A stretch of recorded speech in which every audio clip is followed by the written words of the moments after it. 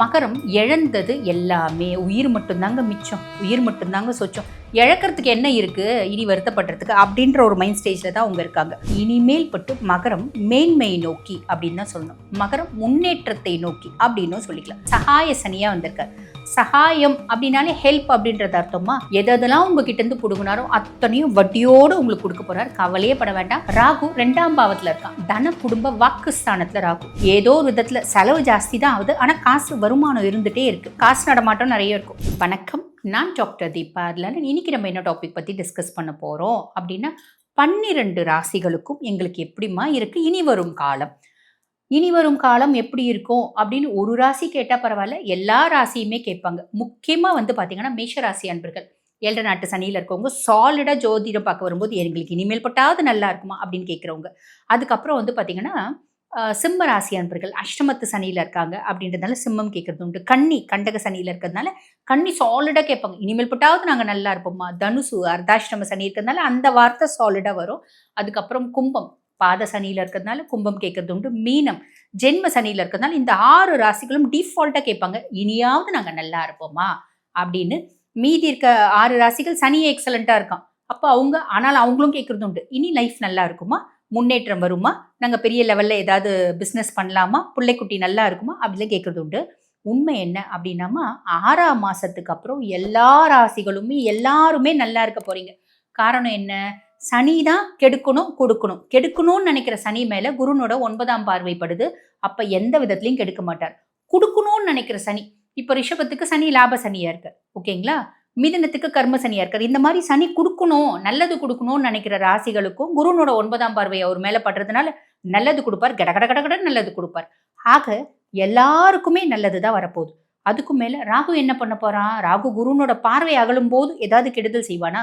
கண்டிப்பா சின்ன சின்ன விஷயங்கள் நாங்க சொல்லியிருக்கோம், எச்சரிக்கையா இருக்கணும் அப்படின்னு. ராகு என்ன கொடுக்க போறா, எந்தெந்த விஷயத்துல எச்சரிக்கையா இருக்கணும். கேது என்ன கொடுக்க போறா, எந்தெந்த விஷயத்துல எச்சரிக்கையா இருக்கணும். ஒவ்வொன்றுமே தெளிவா சொல்லியிருக்கோம். வீடியோ ஸ்கிப் பண்ணாம பாருங்க, தெளிவாவே உங்களுக்கு புரியும். மகர ராசி அன்பர்கள், மகரத்தை பத்தி சொல்லணும் அப்படின்னாலே மெழுகுவத்திகள், தாயெறிஞ்சி தன்னை சார்ந்தவர்களை வாழ வைக்கக்கூடிய பர்சனாலிட்டிஸ். மகரம் பெரிய கோட்டீஸ்வர வீட்டில் பிறந்தாலும் எங்கள் அப்பானோட தலையில் நான் ட்ராவல் பண்ணல, எங்கள் தாத்தானோட தலையில் ட்ராவல் பண்ணல, அவங்க சேர்த்து வச்ச சொத்தில் நான் ட்ராவல் பண்ணலை, நானாக உழைச்சி பெரிய ஆள் ஆகணும் அப்படின்ற எண்ணம் இருக்கும். அதே மாதிரி மனிதாபிமானம் நிறைந்த ராசி தான் மகரம் அப்படின்னு சொல்லணும். மனுஷங்களா பார்ப்பாங்க. ஸ்டேட்டஸு, டிக்னிட்டி, கேலிபர் இதெல்லாம் பார்த்து பழகிறதில்ல. ஒரு பெரிய கோட்டீஸ்வர வீட்டு பையன் கூட அவனோட ஃப்ரெண்டு ஏழ்மையாக ஒரு குடிசை வீட்டில் இருக்கான்னா அவங்க வீட்டுக்கு போகிறது, அம்மா என்னம்மா சாப்பாடு செஞ்சுருக்கீங்க போடுமா அப்படின்னு இருக்கிறது சாப்பிட்றது. அதெல்லாம் பார்த்தீங்கன்னா குழந்தைகளாகவே இருந்தால் கூட அந்த எண்ணம் டிஃபால்ட்டாக மகரத்துக்கு உண்டு. சரி, அப்படிப்பட்ட மகர ராசி அன்பர்கள் ரொம்ப நாளாக நல்லா இல்லை.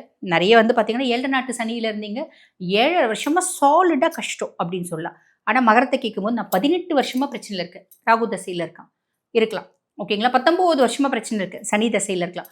இப்படி தசநாதனை பொறுத்து அவங்க தசநாதன் கெட்டு போயிருந்தா இத்தனை வருஷம் கூட அவங்க சொல்லுவாங்க, புரியுதுங்களா. இப்போ 7.5 வருஷமாக 7 நாட்டு சனியில் இருந்ததுனால மகரம் இழந்தது எல்லாமே உயிர் மட்டும்தாங்க மிச்சம், உயிர் மட்டும்தாங்க சொச்சம். இழக்கிறதுக்கு என்ன இருக்கு இனி வருத்தப்படுறதுக்கு அப்படின்ற ஒரு மைண்ட் ஸ்டேஜில் தான் அவங்க இருக்காங்க. அப்படிப்பட்ட மகராசி அன்பர்கள் எங்களுக்கு எப்படிங்க இனிமேல் பட்டாவது எப்படி இருக்கும் அப்படின்னா, இனிமேல் பட்டு மகரம் மேன்மையை நோக்கி அப்படின்னு தான் சொல்லணும். மகரம் முன்னேற்றத்தை நோக்கி அப்படின்னும் சொல்லிக்கலாம். எப்படிங்க அது? எப்படி சாத்தியம்? ரொம்ப சிம்பிளாக சொல்லணும் அப்படின்னாமா, உங்கள் ராசியாதிபன் தான் சனி பகவான். ஆமாம் தெரியுமே, சனி தானே 7 நாட்டு சனியாக இருந்து எங்களை வச்சு செஞ்சா.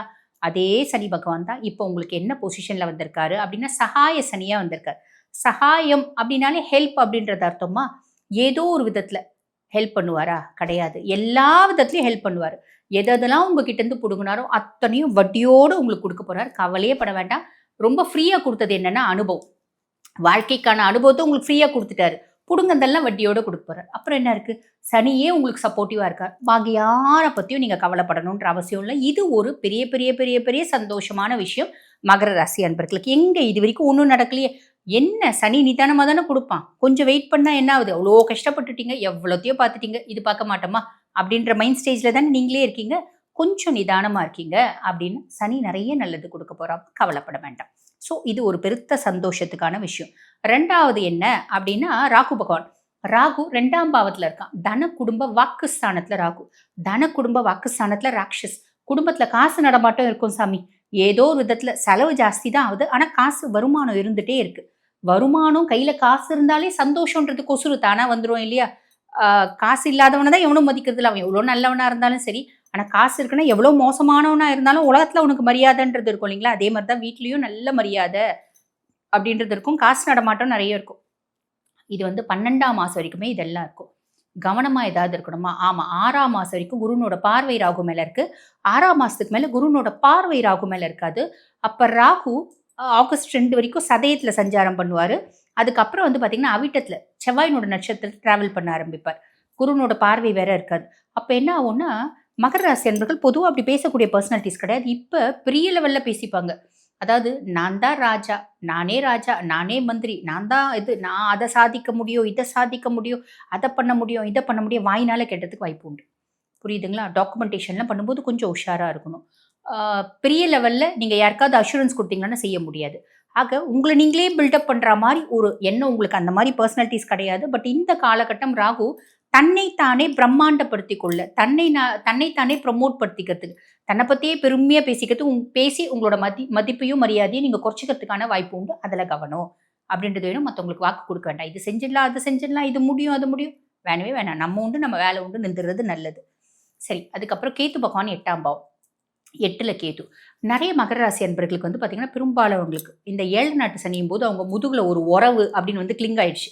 அது எப்படி அப்படின்னா, இந்த விக்ரமாதித்தன் வேதாளம் கதை நீங்கள் கேள்விப்பட்டிருப்பீங்க. அந்த வேதாளம் சொல்லும், விக்ரமாதித்தன் நான் சொல்கிற கதைக்கு பார்த்தீங்கன்னா புதிருக்கு விடை சொல்லு, இல்லைன்னா உன் தலை சுக்குநூறாக வச்சிடணும். விக்ரமாதித்தன் ரொம்ப புத்திசாலி. அது கேட்குற எல்லா கேள்விக்கும் பதில் சொல்லிடுவான். திருப்பி சொல்லிட்ட உடனே சந்தோஷம், திருப்பி போய் முருங்கை மரத்தில் தொங்கும். அந்த மாதிரி உங்கள் முதுகில் ஒரு தேவையில்லாத ஒரு உறவு உறவாடிட்டு இருக்கு. அது நிறைய பேருக்கு பார்த்தீங்கன்னா அது ஹிடன் சீக்ரசிஸ், ஹிடன் லவ், ஒரு மறைமுக உறவு முறை அப்படின்னு சொல்லலாம், ஒரு ரகசிய உறவு அப்படின்னு சொல்லலாம். அது உங்களை விட்டு விலகக்கூடிய காலகட்டம். சூப்பரான விஷயம் இதுதான். அது உங்களை விட்டு விலகும். ஐயோ என்னை விட்டு விலகிடாத, போயிடாத அம்மா, நீ இல்லைன்னா நான் செத்து போயிடுவேன், அதெல்லாம் வேண்டாம். விலகிறது அதுவே தேவையில்லாத பேர்டன் தான். விலகுதுன்னா சந்தோஷமாக விலக விட்டுருங்க. நம்மளா விளக்குனா அது பாவம், அதுவாக விலகுது அப்படின்னா சந்தோஷம். அது நம்மளை எந்த விதத்துலையும் பாதிக்காது. அதில் ஒரு பெருத்த நல்லது அப்படின்னு சொல்லலாம். மைனஸ் ஏதாவது இருக்கா? பூர்வீக சொத்து பராமரிக்கல அப்படின்னா வீண் வம்பு வாதம் வழக்கு, பூர்வீக சொத்து நோக்கி இல்லை நம்மளே வாங்கின சொத்து நோக்கி நம்ம அனுபவிக்கிற ஒரு வாய்ப்பு உண்டு. அதில் கொஞ்சம் கவனம் வச்சுக்கோங்க. அதே மாதிரி ஆரோக்கியத்தில் கவனம் வச்சுக்கோங்க. கணவரோட பெண்களாக இருக்கீங்கன்னா கணவரோட ஆரோக்கியத்தில் கவனம் வச்சுக்கோங்க. 6ஆம் மாதத்துக்கு மேலே குரு பகவான் 7ஆம் பாவத்தில் போகிறார். இது வரைக்கும் கல்யாணமே ஆகலைங்க, நல்ல அழகான அருமையான வரன் அமையும், கவலையே பட வேண்டாம். அதே மாதிரி கல்யாணம் ஆயிடுச்சுங்க, டிவோர்ஸ் ஆயிடுச்சு, 2வது திருமணத்துக்கு பார்த்துட்டு இருக்கோம், நல்ல இளைய கலத்திரம் அமையும். கல்யாணம் ஆயிடுச்சுங்க, ஒரே வீட்டில் தான் இருக்கும், என்னமோ குழந்தைங்களுக்காக வாழ்ந்துட்டு இருக்கோம். 4 மத்தியஸ்தர்கள் என்ன ஒரே வீட்டில் குழந்தைங்களுக்காக வாழ்ந்துக்குன்னு அது பண்ணிக்கின்னு நல்ல முதல் மாதிரி 2 பேரும் பேசி பழகி நல்லா இருங்க அப்படின்ற ஒரு ஆப்பர்ச்சுனிட்டி, திரும்பி ஒரு 2வது வாய்ப்பு அப்படின்றது மத்தியஸ்தர்களால் வரும் சேர்ந்து வாழறதுக்கு அப்படின்னு சொல்லலாம். அதே மாதிரி ஒன்னாதாங்க இருக்கும், பெருசாக அன்பு இல்லை. இந்த காலகட்டம் அன்பு அப்படின்றது மலரும். புதுசாக தொழில் செய்யணும் அப்படின்னு நினைக்கிறீங்கன்னா இன்வெஸ்ட் பண்ணுறதுக்கு இன்வெஸ்டர்ஸ் வர்றதுக்கான வழியும் வாய்ப்பும் உண்டு. ஆக மகரம் நிறைய நல்லது நம்மளுக்கு பார்த்தீங்கன்னா இனி வரும் காலங்களில் நடக்க போது.